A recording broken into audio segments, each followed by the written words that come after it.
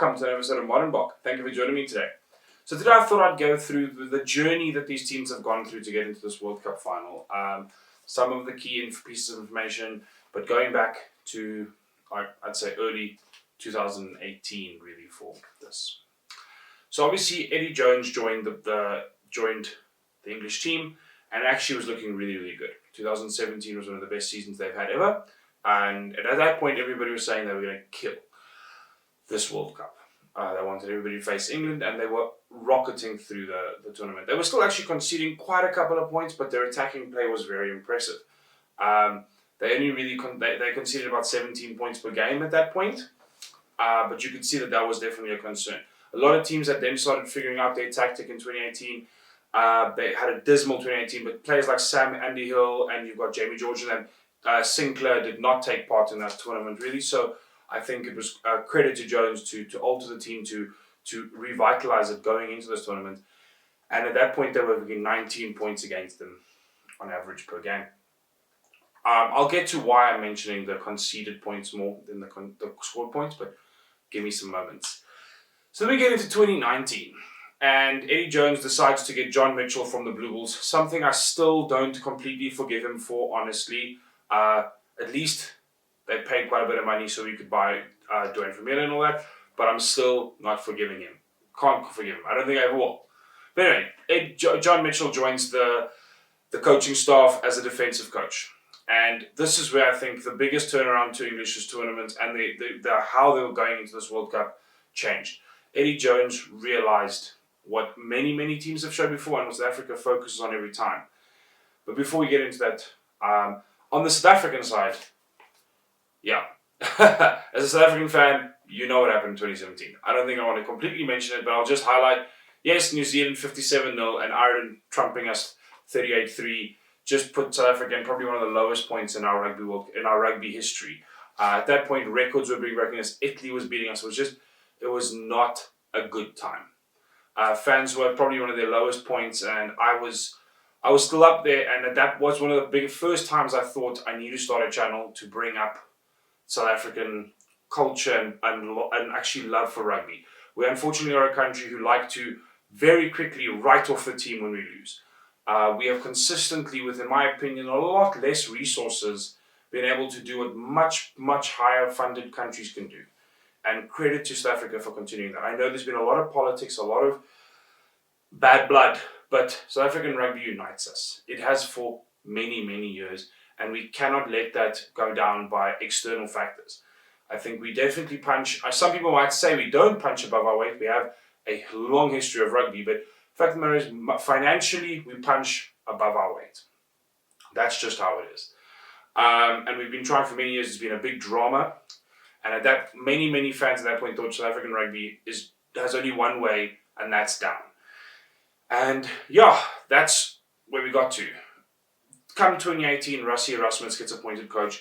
A little bit of glimmer of hope comes into some fans, some people speaking that there's a change about, and he definitely swapped everything. He brings in Jock Nima with him, and immediately things start going completely the opposite direction.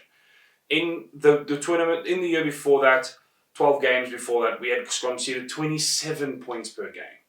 That is a huge amount of points per game, especially considering it wasn't massive opponents. Fine, there was the Rugby Championship still. Where we get to the 2018 season, the next 11 games we've played, and we've only conceded 11 points per game. An outstanding stat, in my opinion. And that's just to showcase the difference in the style. And in my opinion, yes, the politics was a big part, but also South Africa was trying to change its style. And some people would argue, yes, it should. We do have it's not a pretty game to watch. It's a winning game, though, especially knockout rugby. We are built for knockout rugby. Getting into the English side again, England also brought theirs down to only 13 points per game, really impressively, also at the similar level. And the reason I'm getting into this is because that's, and many people might be annoyed by this, but defences win tournaments, not attacks.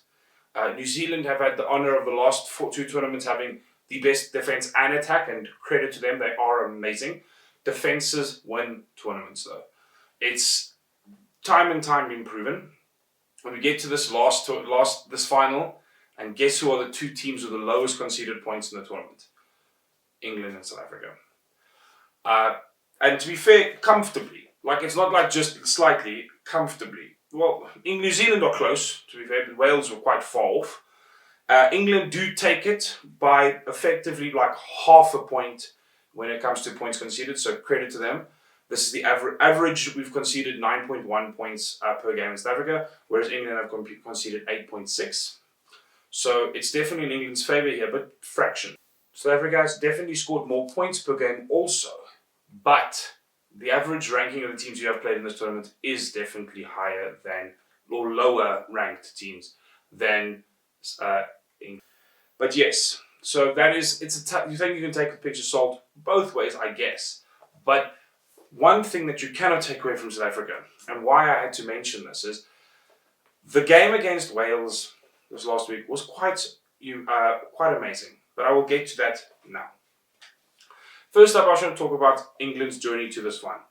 Obviously, their first game against Tonga was a resounding success, killing them 35-3.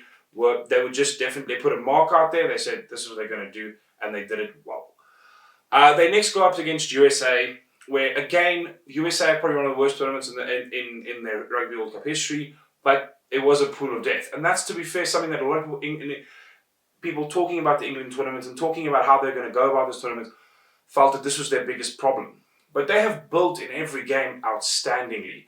And they just showcased here first few minutes of forward dominance and then ran them to shreds with some of the best backs you can find in world rugby right now.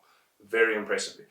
Argentina game, again here, they just nullified an Argentinian scrum that I thought before the tournament was poor, but was getting much stronger in the tournament, became useless. Set pieces again, very, very strong.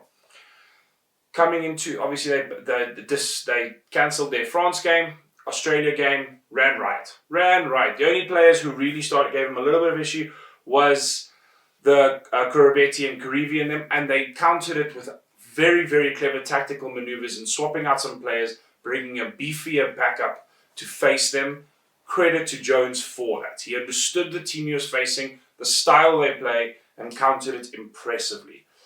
They did find some holes around the outside, though, with this altered backline, but I think it was also Australia has amazing individual quality, and that's what you saw there. But not a lot of, because 40 points is still very impressive.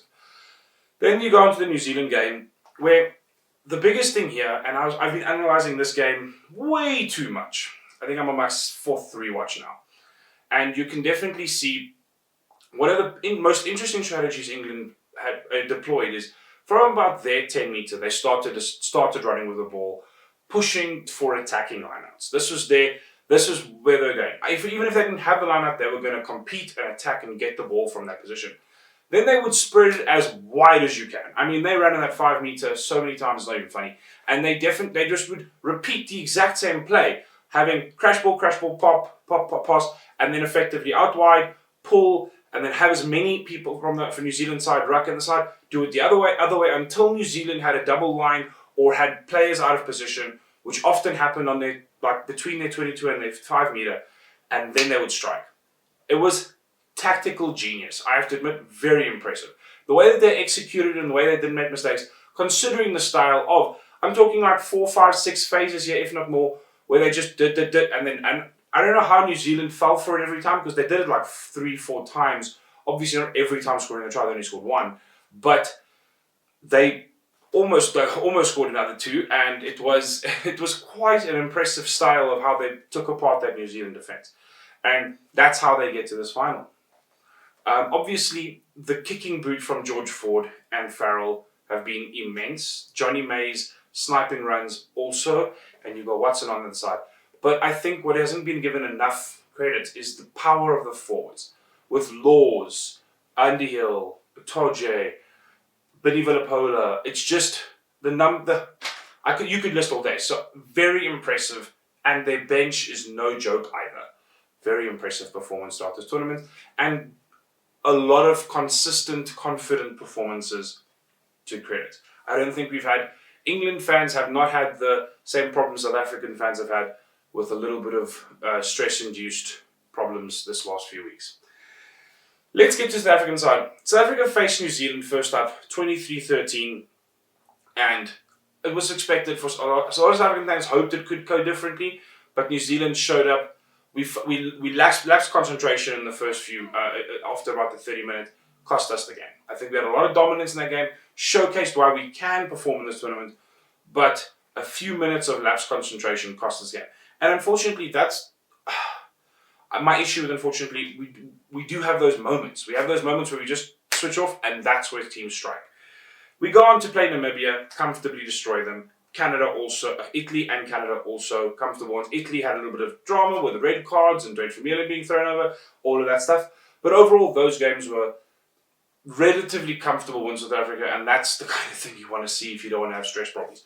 Going into the Japan game, though, a much tighter affair with a close halftime score, and South Africa then at least starting to get some things. But my concern here, and similar for the Wales game, is both tries here were, I wouldn't say amazing set-piece moves. The Welsh try against us was perfectly planned. They knew how we were going to attack that. They know that Faf almost always will stick on the scrum and try and go for the scrummy. They knew that, popped past him, and they left a massive hole on the side, scored a try. That is very clever tactically, and I credit them. Our tries, unfortunately, sadly, was due to this Wales game. You've got Andre Pollard having a very impressive breakout just behind next to the ruck, going wide, and then I don't know how the Islander decides that here he's going to show that he's Hulk. I don't know how he did it very well. Mapimpi did it in the game before against Japan, where any other player most likely wouldn't have scored that, and credit to South Africa for having the quality to do that. I am just concerned about, are we focusing on not doing tactical set-piece attacks? I think we definitely do. You can see some of our set-piece attacks, but we are giving away a lot of ball. Especially when we had, like this last game, what frustrated me most is we had about 4 penalty advantages inside their half and did nothing with any of them. The one was a knock-on from Pollard, a weird cross-kick that was never going to work, and overall just some poor movements in that position. So, frustrates me a little, and that's definitely where I'm concerned. But saying that, South Africa have definitely got one of the best defences, as I said, in this tournament. In that Wales game, they did set a record for the least amount of meters gained per run of any World Cup game ever, with 1.6 meters run, which just showcased the quality of that solid line. It wasn't just a good defence, it was a solid defence that often moved you backwards. And that's, I think, is something that a lot of South Africans can hold on to. We had, obviously, moments of brilliance. We had some good runs against them, but we just are fumbling in the 22. And I hope that the South Africa needs to definitely improve from their 10-metre to the try line. We just need to be a lot more focused and execute the set pieces we're doing, because they are trying, but they are often ending after 1 or 2 phases in drop ball, and that's where England are not. They have definitely got a more consistent attacking play, moving the ball left, right, until your defensive line falls apart, and then attack, and they've done it very well. I've got a feeling, looking at this game, that both teams are going to kick each other until they're inside the opponent's 10-metre, or probably half, and then from there it's going to be who can concede the least amount of turnovers and who can concede the least amount of penalties.